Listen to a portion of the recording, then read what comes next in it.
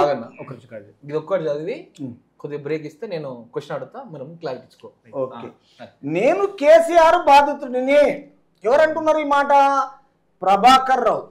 ఎవరైనా ప్రభాకర్ రావు యూనిఫామ్ కనిపిస్తుంది తెలంగాణ రాష్ట్ర సోదరులకు అందరికీ. పాత ఎప్పుడు ప్రీవియస్ పార్టీ బీఆర్ఎస్ పార్టీలో కొనసాగిన ఈయన హైజీగా ఒక ప్రభాకర్ రావు డిసెంబర్ 3 తారీఖు రోజే పార్టీ అక్కడ ప్రచారం స్టార్ట్ కాదు కదా, రిజల్ట్ రాగానే అమ్మో కాంగ్రెస్ వచ్చింది బీఆర్ఎస్ ఇక కథ కంచికే నన్నేం చేస్తారో అనే భయంతో అమెరికా దెంకపోయినా తిరిగి మళ్ళా కాంగ్రెస్ ప్రభుత్వం ఈయనను పిలిపించి ఇప్పుడు కస్టడీ తీసుకొని ఈయనను జైల్లో ఉన్నాడు కాబట్టి ఈయనకు బెయిల్ లేదు, ఈయన నాన్ బెయిలబుల్గా. తర్వాత ఈయన ఏం చేసాడు? నేను కేసీఆర్ బాధితుడినే అంటున్నాడు. మరి ఈయన క్లియర్గా మరి ఆయన పరిపాలన ఈయనకు ఈ ఉద్యోగం ఇచ్చినప్పుడు ఆయన చెప్తే ఈయన ఎట్లా ఒప్పుకుంటాడు? ఉద్యోగం కాదన్న, కేసీఆర్ నెక్స్ట్ బీఆర్ఎస్ పార్టీలో చాలా మంది చెప్తారు అన్న, కేసీఆర్ వచ్చినాకనే పోలీస్ వ్యవస్థ మొత్తం మారిపోయింది, మొత్తం కొత్త బండ్లు వచ్చినాయి, వీళ్ళకి కొంతమంది ప్రమోషన్లు వచ్చినాయి, ఆంధ్రలో మొత్తం పంపించేసి తెలంగాణలో ఉన్న పోలీస్ వ్యవస్థకి మొత్తం ప్రమోషన్లు ఇచ్చినాం, వాళ్ళు మంచిగా చూసుకున్నాం అని చెప్పేసి కేసీఆర్ బీఆర్ఎస్ పార్టీ ఎంతో మంది డబ్బా కొడుతారు అన్న వాస్తవానికి. మరి ఇదేది కాదా కొత్త పంచాయతీ ఏం లేదు, ఆయనకు అనుకూలంగా చేసుకున్నాడు అట్లా. అంటే ఇప్పుడు ప్రమోషన్లతో పాటు కూడా ఇట్లాంటి బాధలు కూడా పెట్టిండు వీళ్ళని, అందరిని పెట్టిండు, ఆస్తులని కబ్జాలు చేసిండ్రు, తర్వాత ప్లాట్లన్నీ మొత్తం కొనుగోలు చేసిండ్రు, తర్వాత డిపార్ట్మెంట్ అంతా సహకరించింది, రౌడీజం అనేది తయారు చేసిండు, ఆయన ఎవరు ఎదిరిస్తే ఆయన తీసుకుపోయి లోపలేసిండు. కేసీఆర్ తెలంగాణలో క్లియర్గా ఏంటంటే ఆయనను ఎదిరించినోడు, ఆయనను పలకరించినోడు, తప్పు చేసినోడిని ఆయన అవసరానికి అందరినీ బలి చేస్తాడు, లాస్ట్కి వచ్చి డిపార్ట్మెంట్లోనే బలి చేసిండు. అంతా బయటపడుతున్నది ఇప్పుడు. కాబట్టి ఈ విషయంలో చూద్దాం ఒకసారి ఎట్లుందో. రాజకీయ ఒత్తిళ్లతో నల్గొండ ఎస్పీ పోస్టులో నుంచి నన్ను తప్పించారు. చూసినావా? రాజకీయ ఒత్తిళ్ల గురించి నల్గొండ ఎస్పీ పోస్టులో నుంచి నన్ను తప్పించారు. హైజీగా పదోన్నతి కల్పనలో 5 నెలలు ఆలస్యం చేశారు. ఇది ఇవ్వడానికి తప్పించుండు. మళ్ళీ ఈ హైజీ పదోన్నతి అంటే ఈ అధికారం ప్రమోషన్లు రావడానికి 5 నెలలు ఆలస్యం చేశాడు, అంటే తన గుప్పిట్లో పెట్టుకోవడానికి. చూడండి ఎట్లుంది. తర్వాత దర్యాప్తు అధికారికి సహకరిస్తా, అరెస్ట్ వారెంట్ జారీ చేయొద్దు. చూసినావా ఏమంటున్నాడు? దర్యాప్తు అధికారికి సహకరిస్తా, దర్యాప్తు అంటే కొనసాగించడానికి, అరెస్ట్ వారెంట్ జారీ చేయొద్దు, అరెస్ట్ వారెంట్ ఎవరికి జారీ చేయదు. న్యాయస్థానంలో ఎస్బీఐ మాజీ ఓఎస్డి ప్రభాకర్ రావు అఫిడౌట్. ఇవన్నీ మొత్తం ఎవరి పరిపాలన జరిగినాయి, ఏ విధంగా ఈ పోస్టులో నుంచి ఎందుకు తప్పించారు, తర్వాత ఐజీగా పదోన్నతి కల్పనలో 5 నెలలు ఎందుకు ఆలస్యమైనవి, తర్వాత ఈ అరెస్ట్ వారెంట్ ఎందుకు జారీ చేయదనే విషయంలో న్యాయస్థానంలో ఎస్బీఐ మాజీ ఓఎస్డి ప్రభాకర్ ఒక అఫిడౌట్ సమర్పించాడు. కాబట్టి ఇందులో తాను కేసీఆర్ బాధితుడినంటూ స్పెషల్ ఇంటెలిజెన్స్ బ్రాంచ్ ఎస్బీఐ మాజీ ఓఎస్డి ప్రభాకర్ సంచలన విషయాలను వెల్లడించారు. క్లారిటీగా చెప్తున్నాడు, నేను బీఆర్ఎస్ ప్రభుత్వంలో ఒక ముఖ్యమంత్రిని అనుచరుడిని, ఎప్పటికైనా తాను కేసీఆర్ బాధితుడిని అని special intelligence branch OSD Prabhakar Rao సంచలన విషయాలను వెల్లడించారు తెలంగాణ రాష్ట్ర ప్రజల ముంగల. కాబట్టి ఫోన్ ట్యాపింగ్ కేసులో ప్రధాన నిందితుడైన ప్రభాకర్ రావు ప్రస్తుతం అమెరికాలో ఉన్నారు. ఆయన అమెరికాలో ఎప్పుడైతే కాంగ్రెస్ గెలుస్తుందన్నాడో ఆయన అమెరికా చెక్ చేసిండు ఇక్కడ నుంచి. ఎందుకంటే రేపు ఏ ప్రాబ్లం వస్తుందని తప్పించుకోవడానికి. న్యాయస్థానానికి సమర్పించిన అఫిడవిట్ని ఈ అంశంపై తొలిసారి స్పందించారు. తర్వాత రాజకీయ ఒత్తిళ్ల కారణంగా నల్గొండ ఎస్పీ పోస్టు నుంచి తనను అప్పటి నుంచి సీఎం కేసీఆర్ అనాలోచితంగా బదిలీ చేశారు. అప్పట్లో ప్రతిపక్ష నేతలకు మద్దతిస్తున్నానని టీఆర్ఎస్ జిల్లా నేతలు చెప్పడంతో కేసీఆర్ ఆ నిర్ణయం తీసుకున్నానని పేర్కొన్నారు. అక్కడి నుంచి సిఐడికి బదిలీ చేశారని, డిఐజీ నుంచి ఐజీగా పదోన్నతి కల్పించడంలోనూ 5 నెలలు ఆలస్యం చేశారు. ఇక్కడ ప్రస్తుతానికి నల్గొండ నుంచి ఆయనను ప్రస్తుతం అమెరికాలో ఉన్నప్పటి నుంచి ఈ ఒత్తిళ్ల కారణంగా నల్గొండ ఎస్పీ నుంచి తనను అప్పటికే సీఎం మొత్తం అనాలోచితంగా బదిలీ చేశారు అక్కడి నుంచి. తర్వాత అప్పట్లో ప్రతిపక్ష నేత మద్దతు ఇస్తున్నానని తెలుసుకుంటే ఆ విషయంలో టీఆర్ఎస్ జిల్లా నేతలందరూ చెప్పడంతో కేసీఆర్ ఈ నిర్ణయం తీసుకొని ఆయనను అక్కడి నుంచి సిఐడికి బదిలీ చేశారు.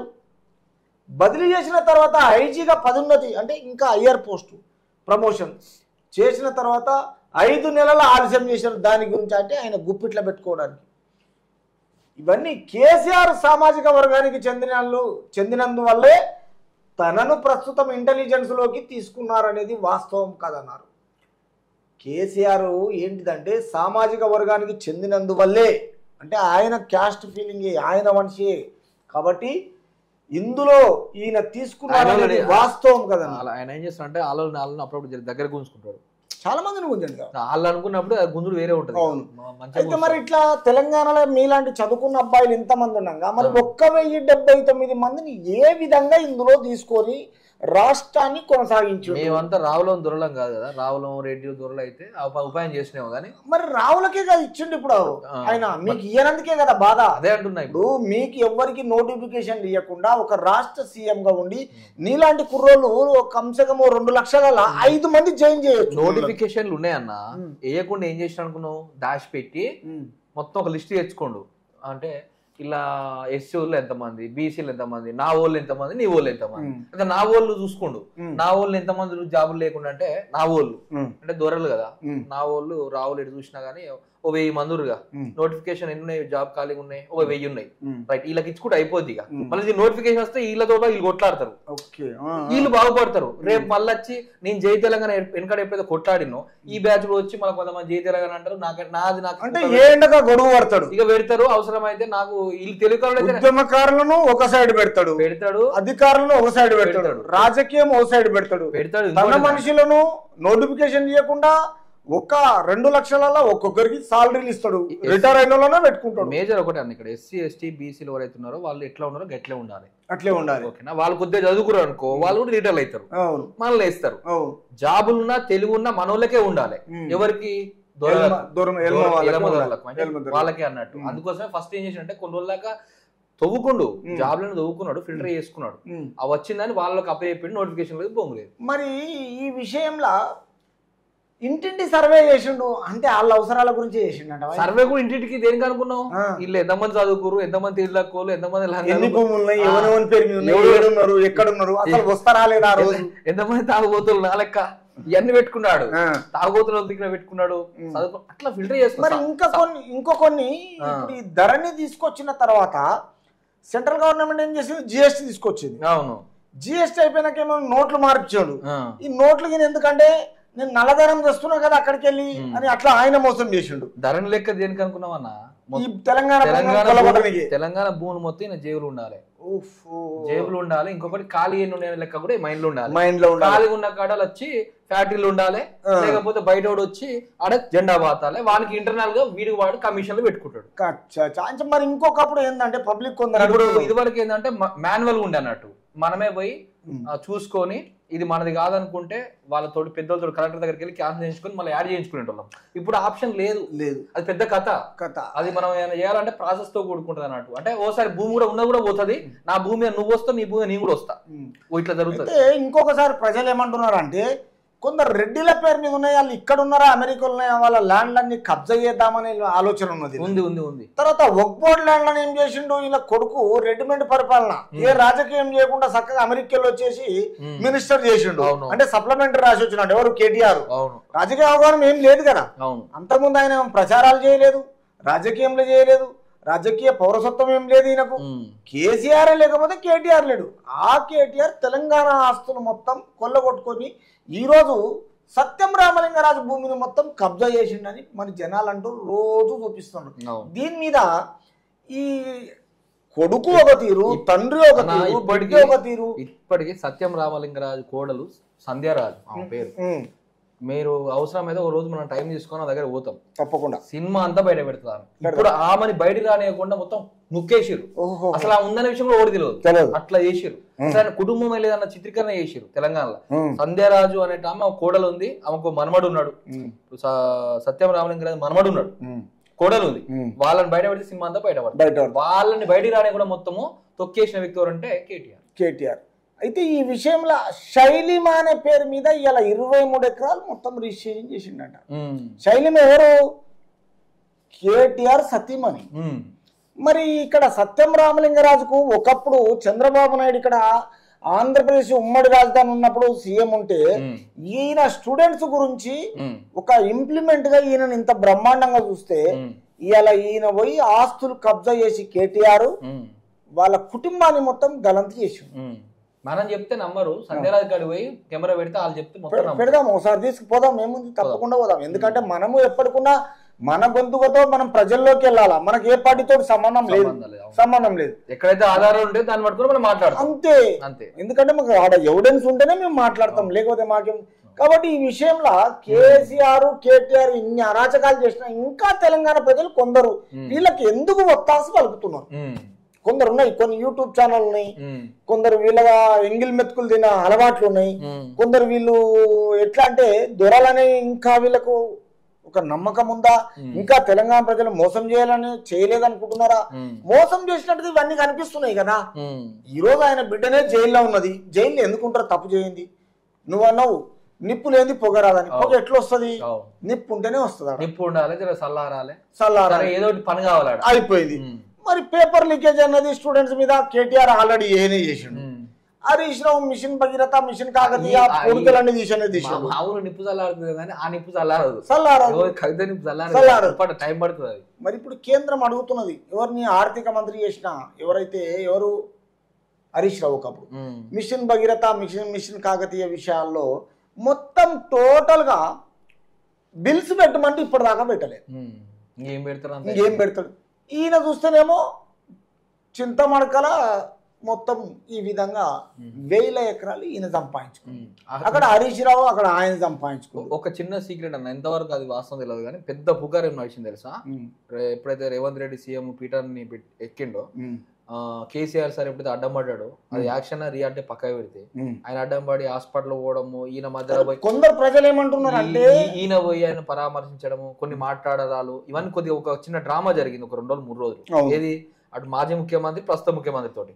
అసలు విషయం ఏంటంటే రేవంత్ రెడ్డి ఇప్పుడు కేసీఆర్ ఆయన ఓటమి ఎప్పుడు అయితే ఫిక్స్ అయ్యిండో ఇది ఓడిపోతున్నాని, ఆయన దగ్గర ఉన్న డేటా మొత్తము ఎవరు తెలియకుండా కాల్ చేసిండు, క్లోజ్ చేసిండు, భూస్థాపితం చేసిండు అనేది ఒక చిన్న విమర్శ ఆల్రెడీ అది చాలా మంది మాట్లాడుకోరు. మరి అది ఎంతవరకు వాస్తవం అన్న? ఒకవేళ డేటా ఇచ్చే బాధ్యత మాజీ సీఎం ఉంటదిగా ప్రస్తుతం ఉన్న వాళ్ళకి, మరి ఇవ్వకుండా అట్లా తగలబెట్టినప్పుడు మాకు డేటా ఇవ్వలేదని కంప్లైంట్ ఇచ్చి కూడా గట్టిగా ఇప్పుడున్న ప్రస్తుత సీఎం వీళ్ళ మీద అటాక్ చేసుకోవచ్చు, అంటే న్యాయపరంగా చేసుకోవచ్చు. మంచి క్వశ్చన్. ఎందుకు అడిగిందంటే ఈ మధ్య ఎందుకు ఆగింది? ఆ రోజు ఆయన పడ్డప్పుడు ఈయన ఎందుకు పోయిండు, ఏం కలిసి అసలు ఏం జరిగింది, వీళ్ళిద్దరి మధ్యలో ఒప్పందాలు జరిగినాయా? నాకున్న ఆలోచనల గురించి క్లియర్ గా చెప్తా, వినండి, వివరిస్తా. అసలు యాక్చువల్ గా ఏంటిదంటే ఈయనకు రిజల్ట్ రాగానే మొత్తము అసలు వీళ్ళ కాన్వాయ్ మొత్తం వదిలిపెట్టి చక్కగా ఫామ్ హౌస్ కి వెళ్ళిపోయిండు ఒంటరిగా. అవును, వెళ్ళిపోయి అక్కడ పోగానే ఏం చేసిండు అంటే అధికార పరంగా ఎవరైతే తన అనుచరులు ఉన్నారో ఫౌరన్ ఏం చేయండి, కేటీఆర్ కి ఇంటిమేషన్ చేయండి. నాకు కూడా ఇచ్చిన ఈ డౌట్ ఎందుకు వచ్చింది అంటే, నాకని కాదు ఆల్రెడీ చాలా మాట్లాడుకున్నారు, ఇదే హైలైట్ డౌట్ ఎందుకు అనిపిస్తుంది అంటే, ఇద్దరు కలిసి ఒకటే పార్టీలో ఒకప్పుడు పనిచేసిన వాళ్ళు ఎవరు, కేసీఆర్ రేవంత్ రెడ్డి. ఏదో జరిగింది అయిపోయింది, లొల్లు పెట్టుకున్నావు అయిపోయింది, ఆఖరికి నువ్వే నా మీద ఫైట్ చేసి గెలిచినారా బిడ్డ, ఇంకేమైనా ఉంటే ఇది నాది అది సంబంధం, ఇద్దరు కలిసి ఒకటే పార్టీకి అయ్యిరా ఎట్లా అయ్యింది? అట్లా కాలే ఇంకా కాలే. ఎందుకు కాలేదంటే ప్రజలు కొడతారు మరి, ఎందుకంటే ప్రజలు గెలిపించుకున్నారు, ఎందుకంటే వీళ్ళ మీద వ్యతిరేకత వస్తేనే వాళ్ళు గెలిపించుకున్నారు. కాబట్టి మాకున్న నా ఆలోచన, నా అనాలిసిస్ ప్రకారం క్లియర్ గా చెప్తా. ఎప్పుడైతే తెలంగాణ ప్రజలు రేవంత్ రెడ్డి గెలిపించుకున్న తర్వాత ఆయన జులూస్ స్టార్ట్ చేసే ముంగల్నే ఈయన వచ్చిండు, కేసీఆర్ వచ్చి కాన్వాయ్ని పక్కకి వేసి పెట్టి సంతోష్ ను పిలిచి కారు తీసుకుని ఒక్కడే ఇంటిగా వెళ్ళిపోయాడు. వెళ్ళిపోయిన తర్వాత ఓటమి పాలైందని తెలిసిపోయింది. అప్పుడు ఎక్కడెక్కడైతే సీడీలు ఉన్నాయో, హార్డ్ డిస్కులు ఉన్నాయో, ఇలా ఎవిడెన్స్లు ఉన్నాయో, తర్వాత వక్బోర్డ్ ల్యాండ్లు ఉన్నాయో, ఇవన్నీ ఈ విషయాల్లో మొత్తం ఎక్కువ మాత్రం కేటీఆర్ కు తెలుసు. కేటీఆర్ కు ఇన్స్ట్రక్షన్ చేయగానే ఏం చేసిండు, అందరికి ఇన్స్ట్రక్షన్ ఎక్కడక్కడనే. అక్కడ మహబూబ్ నగర్ లో శ్రీనివాస్ గౌడ్ ఆఫీసులకి వెళ్ళి బెంచీలు సిస్టమ్ ఎత్తుకపోయాడు. ఇక్కడ ఎవడు పెద్దపల్లిలా అంతే ఎవరినాడు చదువుకున్నాడు, ఎవరు లయ జాగిరి ఉన్నట్టుగా తెలంగాణ ప్రజలది కాదని. తర్వాత ఆడేవాడు బాల్కసుమన్ వాడు అక్కడ వాడు చేసుకున్నాడు. ఇక్కడ ఈ ఫోన్ ట్యాపింగ్ చేసిన వాళ్ళు మొత్తం వచ్చి ప్రణీత్ రావు వీడందరూ కలిసేసి నాగోళ్ళ మూసి నదులు వేసేసారు కాలబెట్టి. నువ్వు అన్నట్టుగానే బాగా గుర్తు చేసినావు. అంటే ఈ వ్యవహారాలన్నీ హార్డ్ డిస్క్ లో స్టోరేజ్ ఉన్న దాన్ని వీళ్ళు చేసిండ్రు పోలీస్ విధాలు. కొందరు వీళ్ళు కాంగ్రెస్ గెలిచిందనగానే అమెరికా వెళ్ళిపోయినారు, రాధాకిషన్ రావు, ప్రభాకర్ రావు, మిగతా భుజంగరావు వీళ్ళందరూ ఏం చేస్తారు, వాళ్ళ భయంగా వాళ్ళకి ఏం చేస్తారు, లీవ్ పెట్టుకున్నారు. ప్రణీత్ రావు మొత్తం లీవ్ పెట్టుకున్నాడు. ఇది ఫోన్ ట్యాపింగ్ వ్యవహారం. తర్వాత హార్డ్ డిస్క్లు అన్ని కాల్చేసారు. ఫర్నిచర్ అంతా దొబ్బేసిండ్రు. ఇక్కడ కేసీఆర్ దగ్గరికి వచ్చి మళ్ళా శ్రీనివాస్ గౌడ్ వచ్చేసి జై తెలంగాణలో ఉన్న ఫర్నిచర్ అంతా తీసుకుపోయాడు. ఆ జై తెలంగాణ ఇప్పుడు ఉన్న క్వార్టర్స్ మొత్తం ఏంటంటే గవర్నమెంట్ ఏం చేసిందంటే నాంపల్లి గాంధీ భవన్ ఆపోజిట్ లో ఈ రోజు శ్రీనివాస్ గౌడ్ అది ఒకప్పుడు ఆయన ఇరిగేషన్ లో చేసిండు. 1000 రూపాయలకు ఉన్న క్వార్టర్స్ ను ఆయన 1,00,000 రూపాయల కిరాయికి ఇస్తాడు పబ్లిక్. అది గవర్నమెంట్ 1000 రూపాయలకి ఇచ్చి వీళ్ళ ఆలోచనలు అంటే ఈ విధంగా మొత్తం బ్రహ్మాండంగా చదువుకొని ఈ ఆస్తులను ఎక్కడెక్కడ చేసి రాష్ట్ర ప్రజలను మొత్తం ముంచేసారు. అంటే అక్కడ రిజల్ట్ రాకముందుకే అంతా ఫిక్స్ అయిపోయారు ఆల్రెడీ తెలుసు. కానీ ఫిక్స్ కాకముందుకి తెలంగాణ ప్రజలు గొర్రెలు మూడోసారి నమ్మి మనం లేస్తారనేసి ఒక్కసారి ఆర్డర్కి సాధిస్తానే ఆలోచన ఇంకోటి మైండ్ లో ఉండి ఆంధ్రలో 23 బండ్లు పెట్టిరు కదా యాదుంది ఆ బుల్లెట్ గ్రూప్ కు. మళ్ళీ ఎట్లా ఎవరు పర్మిషన్ లేని కూడా అటెండర్లు పెడతారు ఆడపోయి. వీళ్ళే కదా దొంగలు. ఈ దొంగలు ఈ వ్యవహారాలు చేసిరు కాబట్టి 10 సంవత్సరాల నాశనం చేసిరు. కాబట్టి సరే ఇందులోకి ఒక్కసారి వెళ్దాము, ఎందుకంటే లాస్ట్ అయిపోతుంది. ప్రతి అంశాన్ని వారి దృష్టిలో ఉంచాలని వెల్లడించారు. అక్కడ స్వతంత్రంగా పనిచేసే అధికారం తనకు ఉండాలన్నారు. 30 ఏళ్ల సర్వీసులో ప్రతిభ కారణంగా తనకు 2012లో ప్రతిష్టాత్మక ఐపీఎం, 2016లో పిఎంజి, 2019లో పిపిఎం అసాధారణ సూచన కుశలత పథకాలు లభించాయి.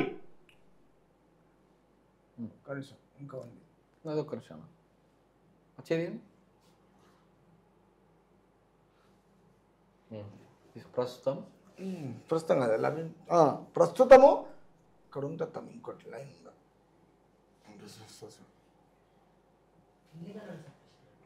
ఉండన్నా అక్కడికి వస్తాం మనం. ప్రస్తుతం అఫిడవిట్లోని వివరాల మేరకు ఇది యాక్చువల్గా ఇదే ప్రస్తుతం అఫిడవిట్లోని వివరాల మేరకు అట్లా లభించాయి అన్నది. లభించాయి ఈ కట్ అయిందా ఏంటి?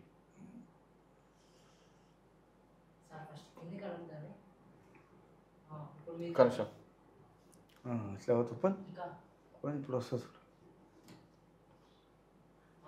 ఇది ఇగో ఇప్పుడు వచ్చినాయి. చెందినందువలనే తనను లభించాయన్నారు. రైట్. కాబట్టి తనపై అరెస్ట్ వారెంట్ జారీ చేయాలంటూ దర్యాప్తు సంస్థ న్యాయస్థానంలో దరఖాస్తు చేయడం సరికాదన్నారు. తాను హైదరాబాద్లోనే శాశ్వత నివాసం ఏర్పాటు చేసుకున్నానని, ప్రస్తుతం అమెరికాలోని ఇల్లినోయా పాంటియాగ్లో ఉన్నానని, నాలుకపై ట్యూమర్కు చికిత్స పూర్తయిన అనంతరము తప్పనిసరిగా దర్యాప్తు అధికారి ముందు హాజరవుతానని పేర్కొన్నారు. దర్యాప్తు సంస్థ దరఖాస్తును కొట్టివేయాలని కోరారు. ప్రభాకర్ రావు తరపున న్యాయవాది సురేందర్ రావు ఈ అఫిడవిట్ సమర్పించారు. ఒక్కసారి ఆలోచన చేయి దీని విషయంలో. ఇక్కడ కాంగ్రెస్ రిజల్ట్ రాకముందుకు ఓడిపోతారని తెలిసి ఆయన ఏం మాట్లాడుతున్నాడు తెలుసా? ఈయన కూడా బయటకు ఏం చేస్తున్నాడు? బయట కాదు, ఎందుకు తప్పించుకుంటూ అక్కడ ఈయన క్లియర్ గా ఇస్తున్నాడు. తనపై అరెస్ట్ వారెంట్ మాత్రం జారీ చేయకుండా దర్యాప్తు సంస్థ న్యాయస్థానంలో దరఖాస్తు చేయడము సరికాదన్నారు. నా మీద అట్లా సరికాదు, నేను ఒక పోలీస్ ఆఫీసర్ని, ఒక ఐజీని, తాను హైదరాబాద్ లోనే శాశ్వత నివాసం ఏర్పాటు చేసుకున్నాను, నేను ఎక్కడ తెంకపోలేదు. తర్వాత ప్రస్తుతం అమెరికాలో ఏం చేసిండంటే ఈ ప్లాట్లు ఎక్కడ ఇల్లినోయి పాంటియాక్ అంటే ఆ ఏరియాలో ఉన్నానని, నాలుకపై ట్యూమర్కు చికిత్స పూర్తయిన అనంతరం చూసినావా ఇన్ని రోజులు రాలే నాలుకేది ఆయనకు. ఇక్కడ కాంగ్రెస్ గెలవంగానే వచ్చింది.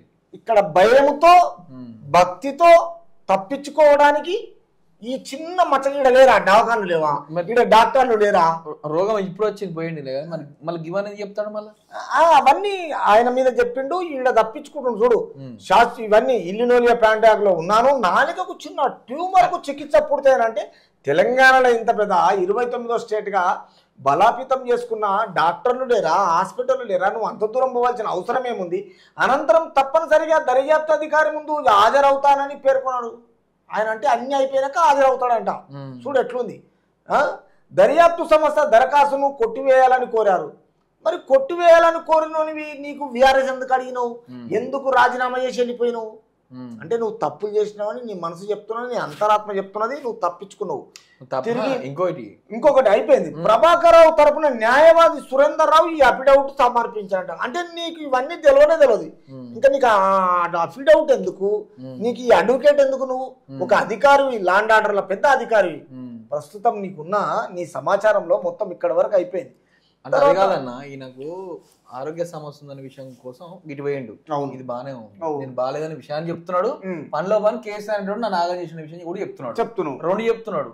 మరి అంటే ఇప్పుడు ఈయన కూడా కొన్ని కేసులలో దొరికిండేమో చిక్కడం వల్ల ఇది తప్పించుకోవడానికి వాళ్ళకి బాసే ఈయన ద్వారానే చెప్పించుడు, ఈయన ద్వారానే భుజంగరావు, ఈయన ద్వారానే అని చేయించిన విషయం చెప్పాలి గానీ మరి కేసీఆర్ నన్ను గిట్ట చేసిండు, నాకు ఇప్పుడు రోగం వచ్చింది ఇవి చెప్తుండే సారు.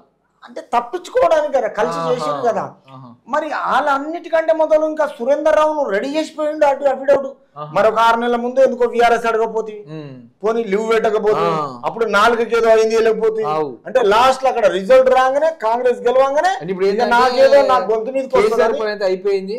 ఇక నేను కూడా ఎట్లా తప్పించుకునే ముందు వాళ్ళు మాట అనాలి, ఓన్లీ ఇన్ని రోజులు ఉన్న ముఖ్యమంత్రి అట్లా మాట ఈయన సేఫ్ అవుతాడు, చూసాడు. అంటే వచ్చింది గవర్నమెంటే నా కొలిక్సే ఒకప్పుడు నన్ను ఇన్వెస్టిగేషన్ చేస్తారా అనుకుంటా. మరి అప్పుడు వాళ్ళనేమో ఇబ్బంది పెట్టిండు, ఈయన సపోర్ట్ చూసుకొని ఇవాళ ఇప్పుడు సేఫ్ అవుతుండు. మళ్ళీ వీళ్ళు ఏమంటే మళ్ళీ ఉండడానికి ఒక డ్రామా అయిపోయింది అట్లా. తర్వాత మళ్ళీ ఇప్పుడు ఏంది జీవితాన్ని పనంగా పెట్టి పని చేసా. అమ్మా నువ్వు ఎంత తెలివైనాడు రా నాయన నువ్వు. ఎప్పుడు అవ్వాలి అంత పనంగా పెట్టినా అవు కదా. మొత్తం రోజు పేపర్కి వచ్చినట్టే ఉంది ఈయన పేరు. మొత్తం సత్యార్చంద్ ఉంటాం మనం ఈసారి ఎగ్జిబిషన్ లో మొత్తం ఈయననే పెట్టేసి కంప్లీట్ గా. ఎందుకంటే మంచిగా కూరలు అందరు చూసుకుంటారు, ఈయన బొమ్మను పెడితే ఆడ మంచిగా ఉన్నాడు, చాలా సూపర్ అందగాడు. ఇట్లా రౌండ్ కి బాగుండు చూస్తాడు. ఇక మళ్ళీ పోవాలి ఇక ఆగమైపోతాడు. తర్వాత అఫిడవిట్ లోని వివరాల మేరకు నేను జీవితాన్ని పనంగా పెట్టి తీవ్రవాద ఉగ్రవాద కార్యకలాపాల అణచివేత కోసము పనిచేసి వారికి లక్ష్యంగా మారా. నన్ను హిట్ లిస్ట్ లో చేర్చారు. 30 ఏళ్ల సర్వీసులో 300 కాలం ఇదే విభాగంలో పనిచేసి ఐబీ కేంద్ర హోంశాఖ ఇతర రాష్ట్రాల ఇంటెలిజెన్స్ శాఖల నుంచి నైతిక విలువలు పాటించే విషయంలో తోటి పోలీసు అధికారులు సీనియర్ల నుంచి ప్రశంసలు పొందా. నాలుకపై ట్యూమర్ ఏర్పడిన కారణంగా 2004-2010 మధ్య కాలంలో పలు సర్జరీలు చేయించుకోవాల్సి వచ్చింది. అప్పటి నుంచి క్రమం తప్పకుండా వైద్యుల్ని సంప్రదిస్తున్నా. కోవిడ్ ఇన్ఫెక్షన్ తర్వాత 2023 మార్చిలో గొంతు ఊపిరితిత్తుల్లో సమస్యలు వచ్చాయి. ఉద్యోగ విరమణ చేసిన తర్వాత అమెరికా వెళ్ళి పూర్తి స్థాయిలో పరీక్షలు చేయించి చికిత్స పొందాలనుకున్నా. చూసినావు ఆయన తెలివి ఎట్లుంది, ఎక్కడి నుంచి చూపిస్తున్నాడు. 2004 నుంచే ఉందంట ఆ సర్జరీ. మరి ఒకసారి చెక్ చేస్తే కానీ తెలియదు మరి ఎట్లా జనాలను ఈ మ్యాటర్ తోటి నమ్మిస్తుండో అర్థమైతే లేదు. తర్వాత పలు సర్జరీ చేయించుకున్నాడంట. పెద్ద ఈ శాఖల నుంచి నైతిక విలువలు పాటించే విషయంలో పోలీస్ అధికారిగా సీనియర్ల నుంచి ప్రశంసలు పొందిండంట, అవార్డులు పొందిండంట. లాస్ట్కి వచ్చేసి కల్వకుంట్ల చంద్రశేఖరరావు పరిపాలన అయిపోయాయి, కొలాప్స్ అయిపోయాడు, లైఫ్ అంతా పాడు చేసుకున్నాడు. తర్వాత ఈ విషయంలోకి వచ్చేసి ఏమంటుండే ఇప్పుడు ఈయన ఉద్యోగ విరమణ చేసిన తర్వాత అమెరికా వెళ్ళి పూర్తి స్థాయిలో చికిత్స పొందాలనుకున్నా. కానీ అమెరికా పౌరుడైన నా బంధువు రంగినేని విజయ్ ద్వారా అక్కడ నిపుణులైన వైద్యులను సంప్రదించా. ఆహారం మింగడంలో అసౌకర్యం కలగడంతో పాటు అలసట లక్షణాలు కనిపించడంతో నా భార్యతో పాటు అమెరికా వెళ్లేందుకు గత ఫిబ్రవరి 15న టికెట్లు బుక్ చేసుకున్నా. జూన్ 26న తిరిగి వచ్చేందుకు సైతం టికెట్ బుక్ చేసుకున్నా. అన్ని కథలు. ఈయన అసౌకర్యం కలగడంతో అంటే అలసట లక్షణాలు, ఈయనకున్న పూర్తి స్థాయిలో పరీక్షలు, తర్వాత అమెరికా పౌరుడైన ఈయన ఫ్రెండ్కి చెప్పిండట. కథలు చూడు ఎట్లున్నాయి. ఏమన్నా ఒకదానికోటి మ్యాచ్ కావాలి, సింక్ కావాలి, ఏమైతే అన్ని. తర్వాత దర్యాప్తు అధికారులను మార్చిలోనే సంప్రదించాడండి ఆయన. ఏమని, నా రాజీనామా సమర్పించిన 3 నెలల తర్వాత అమెరికా వచ్చా. ఆ సమయంలో ఫోన్ ట్యాపింగ్ గురించి అధికారులు ఎవరు నన్ను సంప్రదించలేదు. అబ్బా అధికారే, ఈయన అయ్యర్ అధికారులు ఉంటారుగా, ఆయనకి ఎవరు సహకరించాలంట. ఆయన తప్పు చేస్తే ఎట్లా సంప్రదించలేదట. ఫస్ట్ సహకరించి పక్క పెట్టు, సంప్రదించలేదట.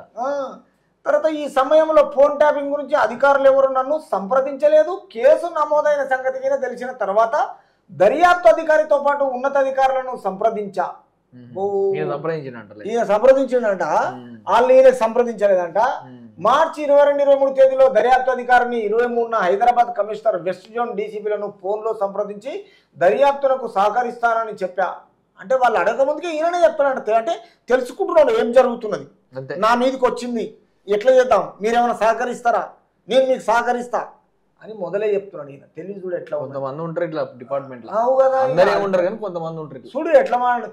23 Hyderabad commissioner west zone DCP ఫోన్లో అబ్బా దర్యాప్తునకు సహకరిస్తానని మొదలే చెప్పిండంట. వాళ్ళకి కుటుంబ సభ్యులను వేధించొద్దని కోరా. అమ్మో నేనైతే అక్కడ ప్రశాంతంగా ఉన్నా కానీ మా కుటుంబ సభ్యులను ఎవరిని ఓదార్చకు ఏమంటారు సహకరించని సభ్యులను వేధించొద్దు. ఆడలతో వేధిస్తారా బై తెలంగాణ పోలీసులు? నువ్వైతే చేసినావు కానీ అందరు చేస్తారు మరి. తర్వాత అమెరికాలోనే నా కాంటాక్ట్ నెంబర్ను మెయిల్ ఐడిని ఇచ్చా, ఇందుకు సంబంధించిన వాట్సాప్ స్క్రీన్ షాట్స్లను కోర్టుకు సమర్పించారు. కానీ దర్యాప్తు అధికారులు ఎవరు కేసు గురించి నన్ను సంప్రదించలేదు.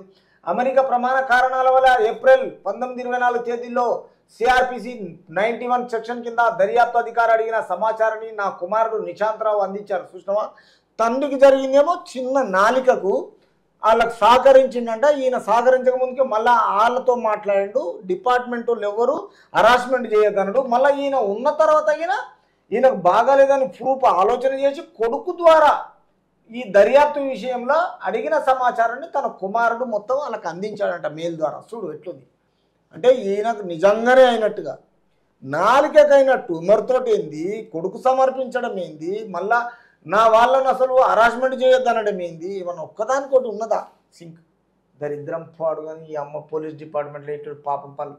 తర్వాత వైద్య పరీక్షలు ఒక 10% ఉంటారు దొంగలు. వైద్య పరీక్షలు పూర్తి అయి ప్రమాణం చేయొచ్చని వైద్యులు సూచించిన వెంటనే భారత్కు తిరిగి వస్తా అని అఫిడవిట్లో ప్రభాకర్ అబ్బో అక్కడికి వెళ్ళి ఒక అఫిడవిట్ మెయిల్లో పంపిండంట తిరిగి వస్తాడని. లాస్ట్ అయిపోయింది ఇది. ఫోన్ ట్యాపింగ్ లో నా పాత్ర లేదు. శ్రవణ్ రావు ఈడెవరు? శ్రవణ్ రావు ఐ న్యూస్ యజమాని. తర్వాత ఫోన్ ట్యాపింగ్ కేసులో తనపై పోలీసులు సిఆర్పిసి 73 సెక్షన్ మోపడము సరికాదని ఒక మీడియా సంస్థ అధినేత శ్రవణ్ పేర్కొన్నారు. మీడియా సంస్థ అంటే ఐ న్యూస్ అనే కదా హీరో, వాళ్ళ ఎల్మనే కదా, అంతా ఒకటే వాళ్ళు బ్రాపతి మొత్తం. తన అరెస్టుకు అనుమతి ఇవ్వాలంటూ పోలీసులు దాఖలు చేసిన పిటిషన్ను కొట్టివేయాలని. అబ్బో తన అరెస్టు గురించి అంటే ఏదొద్దని కొట్టేయాలంట ఆయన. అంటే ఆయన చెప్తేనే ఈనాడు డిపార్ట్మెంట్.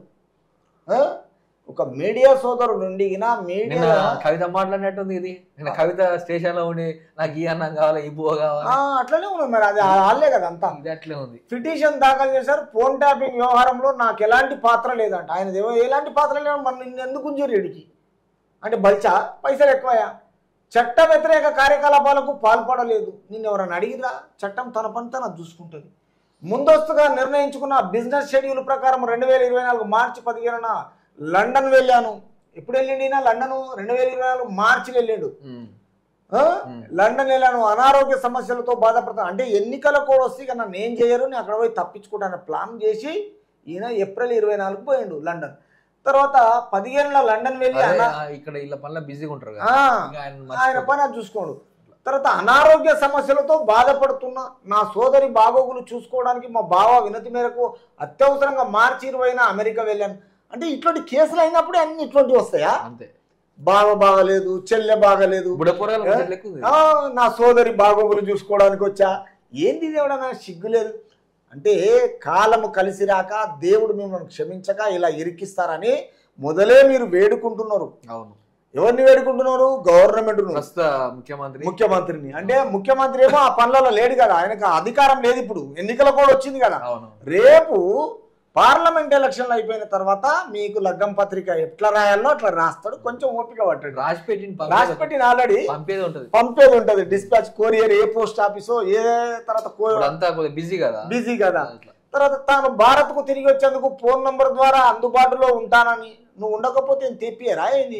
ప్రభుత్వానికి చాలా టర్మ్స్ అండ్ కండిషన్ ఉంటాయి. నేను ఏరియా తెప్పియాలి, ఎట్లా తెప్పియాలి, నువ్వు ఏ మీడియా అన్ని బయట పడతాయి. భారత్ కు తిరిగి వచ్చాక కేసు దర్యాప్తులకు సహకారం అందిస్తానని తెలిపారు. అందిస్తాడు. సహకరించకపోతే మరి సహకరించాల్సిన అవసరం ఏమో గుందుకొస్తారు. ఎవరి ఉద్యోగం వాళ్ళది, ఎవరి చట్టం వాళ్ళది, ఎవరి డ్యూటీ వాళ్ళది. కాబట్టి ఈ విషయంలో తెలంగాణ పరిపాలనలో కల్వకుంట్ల చంద్రశేఖరరావు తన కుటుంబ పరిపాలనలో తన ఎల్మ రావుల అందరికీ రావు కాలం రోజులు అన్ని విధాల సహకరించి పరిపాలనకు దుర్వినియోగం చేసి రాష్ట్రాన్ని నాశనం చేసిన ఘనత కేసీఆర్. ఈ హెడ్డింగ్ తోటి ఈ పాయింట్ల తోటి ఇదంతతోటి అర్థమవుతుంది. ఏం తెలుసా, కేసీఆర్ బాధితుడు అని చెప్పిండుగా. కేసీఆర్ బాధితుడు కాదు, కేసీఆర్ సపోర్ట్ అయిన వ్యక్తి, అంతే, సపోర్ట్ చేసిన వ్యక్తి. ఇప్పుడు డైరెక్ట్ ఏం చేయలేడు కదా, ఇక దొరుకుతాడు కాబట్టి తప్పదు. ఇక ముందు ఒక స్క్రిప్ట్ వెళ్తే అయిపోయా, స్క్రిప్ట్ వెళ్ళిండు బయట పడి క్లోజ్ బాబు అయిపోయింది.